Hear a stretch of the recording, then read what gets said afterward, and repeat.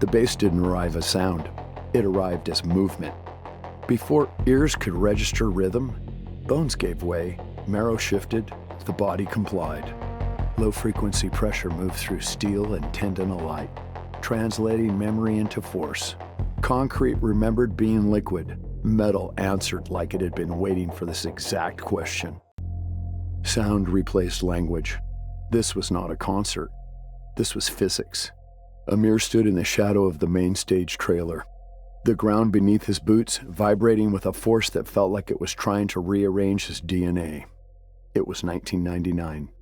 100,000 people helped generate $200 million in revenue that month as they screamed into the foggy abyss of the Golden Gate Bridge. The bass was bone-shattering, a low-frequency hum that didn't just hit the ears. It translated memory into force, rattling marrow, bending steel, concrete, capital, and bodies around the same signal. 2 days, 2 nights. No traffic, no city, just frequency. As he watched the sea of bodies move in a synchronized trance, Amir felt the vibration in his chest sync with the subwoofers. The crowd didn't dance so much as organize itself, a single organism responding to pressure rather than rhythm.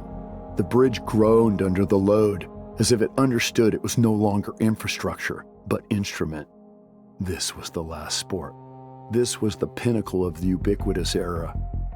To the world, he was the architect of chaos, the man who owned the frequency, the soul of the essential mix. But inside, he was time traveling. They would later call it the world's largest concert. They would call him the world's greatest DJ.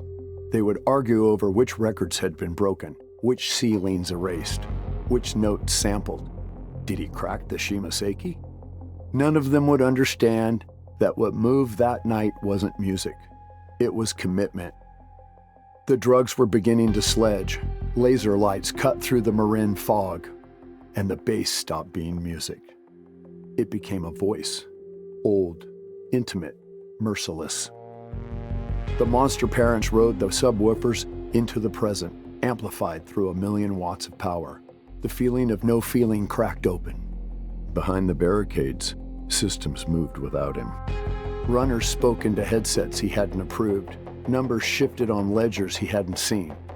If the show didn't collapse, it meant someone else was carrying the load. He registered it the way he registered everything now.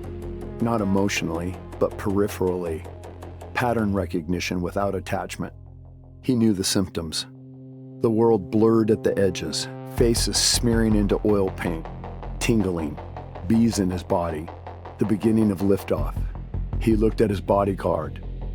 Abasiyama, a 7-foot tower of muscle, calm as bedrock, the only thing tethering him to earth.